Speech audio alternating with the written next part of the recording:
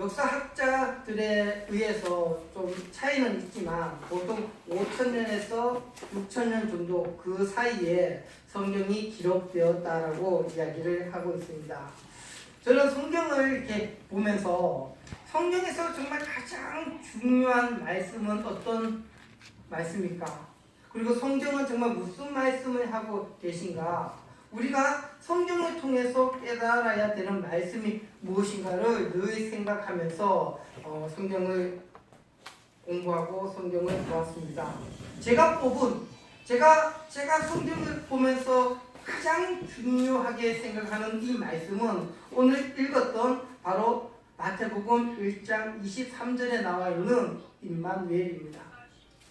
하나님이 우리와 함께 계시다라는 이 말씀이 창세기에서부터 요한계시록까지 일률적으로 이 말씀이 성경에서 드러나고 있습니다.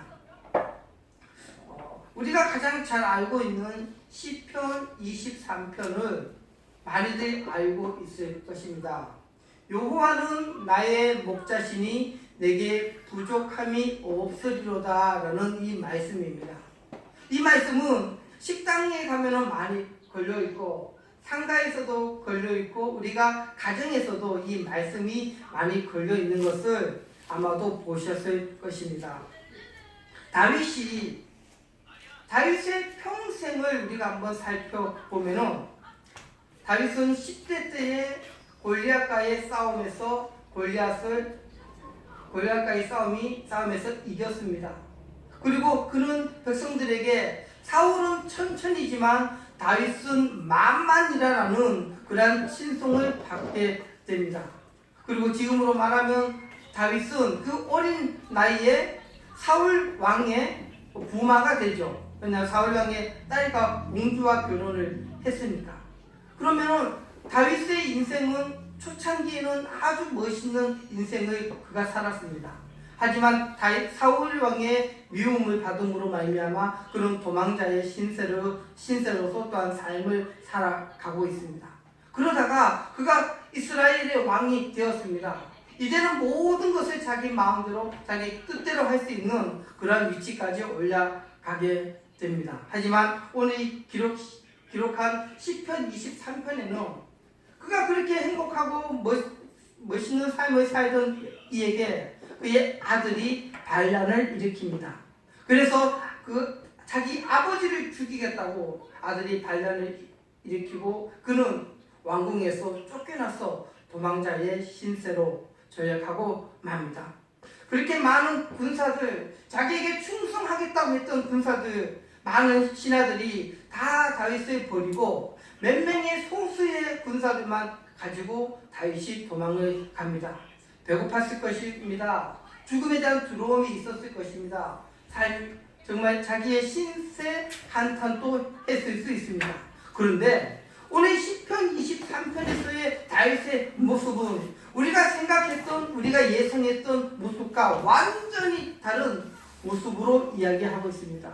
여호와는 나의 목자시니 내게 부족함이 전혀 없다라고 그가 고백합니다.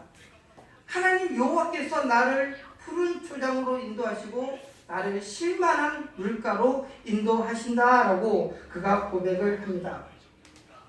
내가 사망의 음침한 골짜기를 다닐지라도 나는 두려워하지 않습니다. 나는 무서워하지 않습니다. 라고 고백했던 것은 그가 고백한 건 뭐냐면 주께서 나와 항상 함께 하기 때문에 나는 두렵지도 않고 나는 무섭지도 않다라고 이야기합니다. 다윗이 잘 나갔던 시대에 골리앗과의 싸움에서 그 시대에서도 여호와 하나님은 다윗과 함께 하셨고 다윗이 많은 전쟁터에서 이방 민족과의 싸움에서도 생사를 오고 가는 그때에서도 여호와 하나님은 다윗과 함께 하셨습니다. 다윗이 지금 사망의 음침한 골짜기 쫓기는 상황에서도 여호와 하나님이 나를 버리시지 않고 나와 함께 하고 있다는 것을 다윗은 고백을 하고 있는 것입니다. 아멘. 그래서 마지막에 6절에 합니다. 내 평생에 내가 어려서부터 지금까지 내 평생에 여호와 하나님은 나를 선한 길로 의로운 길로 인도하셨다라는 그런 믿음이 달성 있습니다. 많은 사람들이 성공하고 잘 나갈 때는 큰 소리 치다가 어려움이 있으면 더 많이 좌절하고 인생을 포기하는 모습들을 많이 보게 됩니다. 하지만 여호와 하나님이 나와 함께 하시는 사람, 여호와 하나님이 나의 일생을 지켜주겠다라고 고백하는 사람은 내 상황이 어렵다고 해서, 내 상황이 좌절된다고 해서 절대로 하나님을 배신하거나 하나님을 원망하거나 그러지 않습니다. 왜냐하면 좋을 때도 나쁠 때도 싫을 때도 하나님은 나와 함께 하시는 분이시기 때문입니다. 아멘. 출애굽기 6장에 하나님께서 이스라엘 백성들에게 하나님의 마음, 하나님의 진짜 마음 속내를 드러내시는 구절이 있습니다. 6장 7절에 이스라엘 백성들에게 이렇게 말하고 있습니다. 너희를 내 백성으로 삼고 나는 너희의 하나님이 되시고 싶다라고 하는 그 말씀입니다. 하나님이 우리를 백성 삼아 주시겠대요. 그리고 내가 너희들의 하나님이 되시겠대요. 너희들이 내 이름을 부르게끔 하시겠다고 이야기하고 있습니다. 많은 종교들이 있습니다. 세상에 많은 종교들이 있습니다. 그들은 항상 인간들이 그 신을 찾아갑니다. 재물을 가지고 뭔가를 가지고 인간의 수고와 애씀으로 말미암아 그런 신들을 찾아갑니다. 그런데 우리는 틀려요. 천지를 만드시고 전지전능하시고 인간의 모든 것을 아시는 전지전능하신 하나님께서 직접 우리에게 찾아오셨어요. 아멘. 그 하나님이 우리를 백성 삼아 주시겠다. 그 하나님이 우리에게 나는 너의 하나님이 되시겠다. 너와 항상 함께 하겠다라고 말씀하고 있다라는 사실입니다. 아멘. 그거 믿으면요, 그거 알면요, 정말 하나님이 얼마나 감사한지, 정말 하나님의 은혜가 얼마나 감사한지, 나 같은 자가 뭔데 나와 함께 하겠다고 하시는 그 말씀이, 그 감사가 끊이지 않고 나오는 모습을 보게 됩니다. 아멘. 오늘 읽었던 우리 마태복음 1장 23절, 처녀가 잉태하여 아들을 낳을 것이다 라고 합니다. 그 말씀이 성취되었습니다. 마리아라는 그 여인에게서 이 말씀이 성취가 됩니다. 이 당시에 마리아의 나이는 15세 정도 전후가 되지 않을까 사람들이 이야기를 합니다.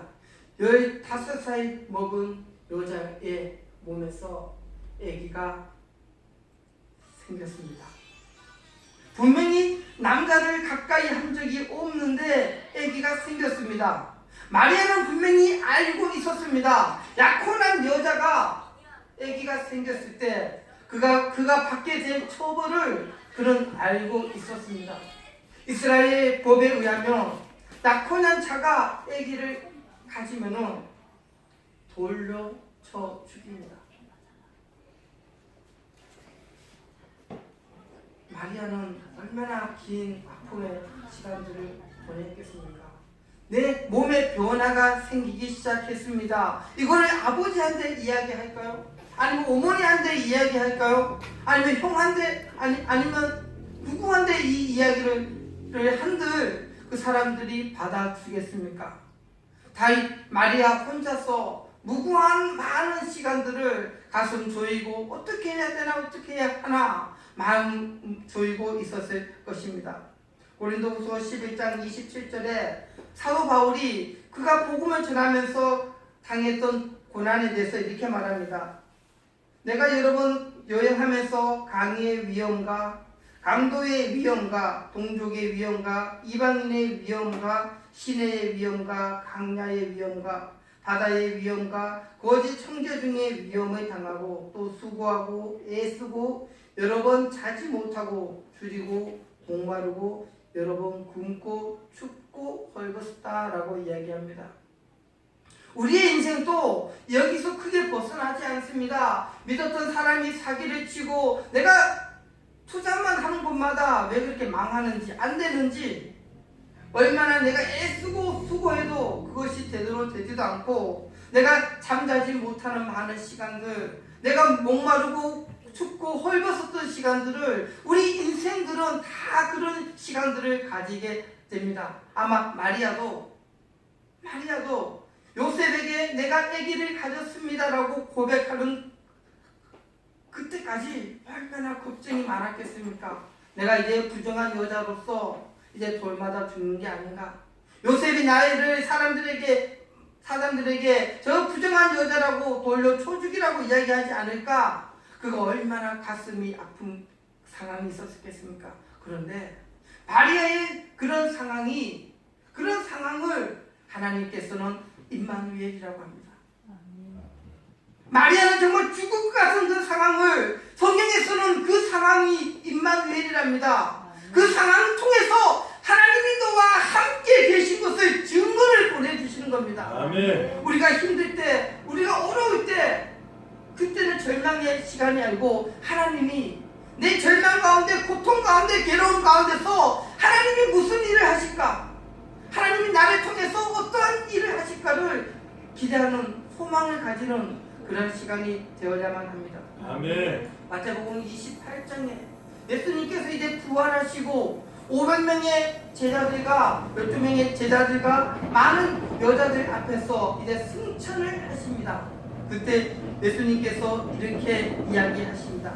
그러므로 나아가 말씀하여 이르시되 하늘과 땅의 모든 권세를 내게 주셨으니 그러므로 너희는 모든 족속으로 제자를 삼아 아버지와 아들과 성령의 이름으로 세례를 주고 내가 너에게 분부한 모든 것을 가르쳐 지키게 하라. 볼지어다 내가 세상까지 누구와요? 누구와? 여기 있는 모든 사람들과 항상 함께 하시겠다라고 이야기를 하십니다. 임마누엘로 오신 그 예수님께서 마지막에 승천하실 때도 내가 너희와 세상 끝날 때까지 함께 하시겠다고 말씀을 하시는 것을 보게 됩니다. 하나님은 우리와 함께 하십니다. 예수님께서 그렇게 말씀을 하셨습니다. 요한복음 14장 18절에 말씀하시기를 내가 너희를 고아와 같이 벌어주지 않겠다. 너희들이 부모 없는 자들처럼 사생아처럼 그렇게 벌어주지 않겠다고 약속하셨습니다. 나는 포도나무라 너희는 가지라. 너희가 내 안에 있으면은 너가 내 안에 있으면은 너희는 풍성한 열매를 맺는다고 했습니다. 예수 안에 있는 자가 풍성한 열매를 맺습니다. 예수를 떠나서는 우리는 아무것도 아닙니다. 예수에게 붙어 있어야 됩니다. 예수님께서 무엇을 원하십니다. 우리는 고아가, 우리는 부모 없는 사람들이 아니에요. 우리는 그냥 어디로 가야 할지, 내 인생은 무엇을 해야 할지 그런 자가 아니라 예수 그리스도 앞에 붙어 있으면 예수님이 우리와 함께 하시고 우리가 가야 될 길, 우리가 해야 될 것을 알려주십니다. 마가복음 14장 36절에 예수님께서 십자가를 이제 앞에 두고 예수님께서 기도하십니다. 뭐라고 기도하십니까? 아빠, 아버지요. 예수님께서 하나님께 기도하기를 아빠, 아버지요. 내게 아버지께서는 모든 것이 가능하오니 이 잔을 내게서 옮기시옵소서. 그러나 나의 원대로 마옵시고 아버지의 원대로 하기를 원하나이다 라고 이야기했습니다. 예수님께서 하나님에게 아빠, 아버지라고 기도하셨습니다. 로마서 8장 15절에는 사도 바울은 우리에게 이렇게 이야기하고 있습니다. 너희는 다시 무서워하는 종의 영을 받지 아니하고 양자의 영을 받았으므로 우리가 아빠, 아버지라고 부른다라는 것입니다. 예수님이 십자가를 앞에 두고 아빠, 아버지라고 기도하신 것처럼 우리도 양자의 영을 받은 우리도 동일한 하나님께 아빠, 아버지라고 부를 수 있는 것입니다. 아멘. 우리에게 그런 자녀의 권세를 주셨습니다. 우리를 그렇게 부를 수 있는 특권을 기도를 허락해 주셨습니다. 아멘. 예수님께서 하나님의 부르시던 거랑 우리가 하나님 앞에 기도하는 거랑 동일합니다. 왜냐하면 예수님께서 십자가에서 우리를 대신해서 십자가를 지심으로 말미암아 우리는 하나님의 사람, 예수의 사람이 되었기 때문에 우리가 하나님 앞에 아빠, 아버지라고 부르면은 우리는 정말 부족하지만 하나님께서 우리를 예수님처럼 그게 아들처럼 우리를 봐주신다는 사실입니다. 아멘. 예레미야 29장 11절에 이렇게 말합니다. 여호와의 말씀이니라. 너희를 향한 나의 생각을 내가 아나니 평안이요 재앙이 아니니라. 너희에게 미래와 희망을 주는 것이다 라고 이야기합니다. 여호와의 하나님의 말씀이다. 너희를 향한 내 생각, 나의 마음을 내가 아는데 내가 너희에게 평안을 주기를 원한다라고 합니다. 많은 사람들은 여호와 하나님이 나에게 재앙을 주셔, 나를 심판하셔, 나를 힘들게 하셔라고 생각하는데 그것이 아니래요. 우리 여호와 하나님께서 우리에게 주시고자 하시는 것은 평안이고 우리에게 미래와 희망을 주신다라고 우리에게 이야기하고 있습니다. 아멘. 너희가 우리들이 바라던 그 미래, 우리가 꿈꾸던 그 미래, 희망으로 가득 찬 미래를 여호와 하나님께서 우리에게 주신다라는 것입니다. 29장 12절에 이렇게 이야기합니다. 너희가 내게 부르짖으며 내게 와서 기도하면 내가 너희들의 기도를 들을 것이요 너희가 온 마음으로 나를 구하면 나를 찾을 것이요 나를 만나리라. 이것이 여호와의 말씀입니다. 너희가 내게 와서 부르짖으며 너희가 내게 와서 기도하면 내가 그 기도를 들어주시겠다. 너희가 온 마음으로 나를 구하면 내가 너를 만나주시겠다라는 것이 여호와 하나님의 말씀입니다. 우리가 하나님 앞에 기도하면 그분이 우리의 기도 들어주시고 우리가 하나님을 찾고 만나기를 간구하면 그 하나님이 우리를 만나주시겠다는 것입니다. 여호와 하나님의 말씀이래요. 마태복음 7장에 예수님께서도 똑같은 동일한 말씀을 하십니다.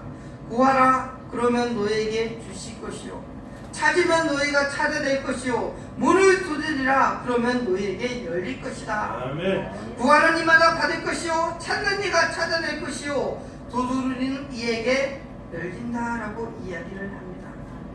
우리가 하나님 앞에 기도하지 않기 때문에 우리가 하나님 앞에 찾지 않기 때문에 두드리지 않기 때문에 열리지 아니하는 것입니다.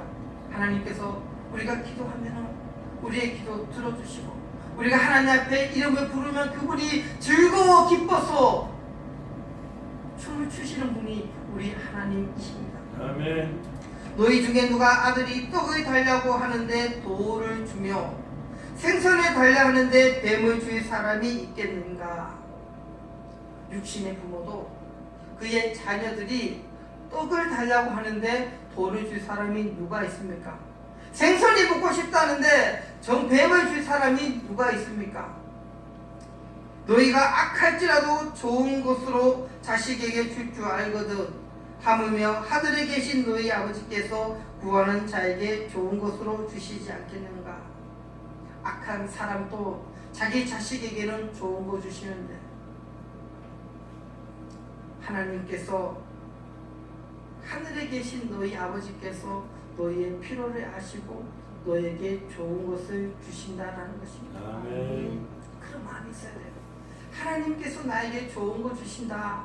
내 상황이 어떻든 내 환경이 어떻든 내 모습이 어떻든 상관없이 하나님이 나에게 좋은 거 주신다. 하나님께서 내가 기도하면 기도를 들어주신다. 내가 하나님 앞에 부르짖으면 그 부르짖음에 응답하신다. 내가 하나님을 만나기를 간구하면 하나님이 나를 만나주신다라는 그런 마음을 가지고 있어요. 그런 마음이 있는 사람이 하나님이 나와 함께 하시기 때문에 삶에서 인생에서 내 여러 가지 상황 속에서 절망하지 않고 감사할 수 있는 삶입니다. 아멘. 제가 내년 5월 달에 목사 안수를 받습니다. 아직은 전도사가 커요. 5월 달에 받는데 이번 12월 15일 날 우리가 목사 안수를 받으면은 이렇게 안수비를 내야 되거든요. 12월 15일 날 이제 처음에는 좀 내고 80만 원을 입금을 하라고 총회에서 연락이 왔습니다. 그래서 저는 하나님의 은혜로 집사람이 80만 원을 주는 거예요. 그래서 이 돈 가지고 총회에다가 납부하십시오라고 이야기를 하더라고요. 그래서 저는 80만 원이 마련이 되었어요. 근데 같이 안수를 받는 친구가 동기 전도사가 이러는 거예요. 나는 지금 아직까지 80만 원이 마련이 안 되었다.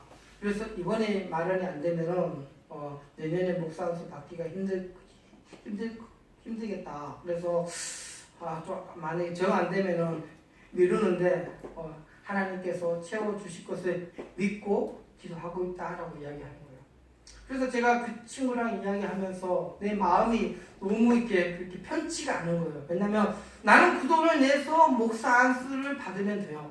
근데 그 친구는 목사 안수를 못 받으니 제 마음이 편치가 않지 않습니까? 그래서 제가 그 친구에게 야, 내가 80만 원이 나는 마련이 되었으니까 우리 이렇게 하자. 내가 40만 원을 입금하고 내가 너한테 40만 원을 줄 테니까 너 40만 원 입금해라. 그리고 총회에다가 전화해서 분할료 내도록 하자라고 이야기했어요. 그러니까 총회에서 그러면은 분할료 내십시오 하는 거예요. 그러니까 12월 15일까지 40만 원 내고 1월 30일까지 나머지 40만 원을 넣어주시면 됩니다 하는 거예요. 그래서 친구한테 야 계좌번호 보내봐. 그래가지고 제가 그 친구한테 50만 원을 보냈습니다. 40만 원은 그 총회비로 내고 10만 원은 야 너 가족들이 있으니까 소고기 사 먹으라고 그 친구한테 소고기 사 먹으라고 식구들끼리 나가서 외식 한번 하라고 이야기했죠. 그러니까 그 친구가 감사하게 받는 거예요. 왜냐면 같이 가야 되잖아요. 혼자 가면 안 되잖아요. 그런데 그 일이 있고 이번 주에 어떤 회사에서 회장님이 좀 큰 회사의 회장님이 저를 잠깐 부르시는 거예요. 그래가지고 갔더니만 하시는 말씀이 우리 회사에서 김창하 전도사님에게 매달 50만 원씩 지원하기로 했습니다. 아멘. 그 말이 회사에서 지원해 준다는 거예요. 그래서 우와 감사해서 내가 그 친구한테 바로 전화했어. 야 친구야 어떤 회사에서 나한테 매달 50만 원씩 지원해 준대 라고 이야기하니까 그 친구가 하는 말이 자기가 내가 이렇게 정말 자기는 목사 안수를 못 받을 수도 있다라는 그런 생각을 했는데 너가 도와줘서 같이 목사 안수를 받게 된 것이 너무나 고마워서 자기가 자기 식구랑 같이 새벽마다 하나님께 간절히 기도했대요. 나는 힘이 없어가지고 저 김창하 전도사를 도와줄 수 없으니까 하나님께서 도와주시라고. 아멘. 네. 나는 못 도와주니까 하나님 아버지시니까 하나님께서 도와주십시오라고 간절히 기도했다는 거예요. 아멘. 그래서 그 이야기를 들으면서 하나님께서 이렇게 역사를 하시는구나. 아멘. 하나님께서 이렇게 일을 하시는구나. 이 친구는 이것이 또 다른 간증이고 정말 하나님이 나와 함께 하시는구나. 아멘. 내가 지금 힘들고 어려운데도 하나님이 함께 하시는구나. 그런 확신이 생긴 거예요. 그러니 얼마나 감사하겠어요. 11시에 그레이스 채플에서 예배를 드리고 왔는데 제가 이 이야기를 했더니만은 정아무개 안수 집사님께서 감동을 받으셨다고 그 친구한테 30만 원을 또 입금을 하시는 거예요. 그래가지고 와 하나님께서 그 친구의 문제를 하루아침에 확 해결시켜주는 거예요. 아멘. 그 친구가 뭐 아르바이트를 해가지고 돈을 마련하겠습니까? 뭐 어떻게 마련하겠습니까? 그러니까 인간의 생각이 아니라 하나님이 그 마음에 감동이 있으시니까 하나님께서 일하시는 거예요. 아멘. 하나님께서 움직이시는 거예요. 아멘. 그러니까 정말 하나님께서 하나님의 뜻대로 하나님의 마음에 맞게끔 기도하고 간구하면은 하나님께서 그것을 들어주신다라는 알 수 있습니다. 야고보서 4장 3절에는 우리가 구하여도 받지 못하는 것은 우리가 정욕으로 쓰려고 잘못 구하기 때문이다 라고 이야기를 하고 있습니다. 이사야 53장에 그가 찔림은 우리의 허물 때문이요 그가 상함은 우리의 죄악 때문이라 그가 징계를 받음으로 우리가 평화를 누리고 그가 채찍에 맞음으로 우리가 나음을 입었다라고 이야기합니다. 이사야서의 이 말씀이 예수님께서 이 땅에 오심으로 말미암아 성취가 되셨어요. 아멘. 예수님이 진짜로 채찍에 맞으셨고요. 예수님께서 진짜로 가시면류관 쓰셨고요. 예수님께서 진짜로 몸이 상하셨어요. 누구 때문에요? 우리 죄악 때문에요. 우리 때문에요. 그냥 말로만 하는 그런 하나님이 아니라 하나님께서 말씀하신 것은 성취를 시켜주시는 분이신 것입니다. 우리는 다 제 길로 갔지만 예수를 통해서 우리를 구원해 주시는 것입니다. 내일 모레가 성탄절이지 않습니까? 성탄절의 이 의미는 정말 영적으로 엄청 깊은 의미가 있습니다. 하나님의 아들이 예수 그리스도가 하늘 보호자를 버리고 인간을 사랑해 주셔서 이 땅에 오신 날입니다. 예수님이 이 땅에 오시지 아니하셨다면 내가 너희와 항상 함께 하겠다, 우리와 함께 하시겠다는 이 약속의 말씀이 이루어지지를 않아요. 예수님이 이 땅에 오심으로 말미암아 우리가 구원받고 재용서함 받고 예수를 알므로 우리가 천국까지 갈 수 있는 것이거든요. 아멘. 임마누엘입니다. 예수님 이 땅에 오신 것은 임마누엘입니다. 아멘. 우리에게는 임마누엘인데 예수님에게는 죽음이고 고통이고 괴로움이고 정말 쉽지 않은 결심이신 거예요. 그러니까 예수님이 갈매산에서 그렇게 하나님 앞에 이 자리에 치워달라고 기도하시지 않습니까? 쉬운 게 아니었어요. 하나님도 쉬운 게 아니셨고요. 예수님도 쉬운 게 아니셨어요. 우리가 뭔데 우리 때문에 하나님의 아들을 버리시냐고요.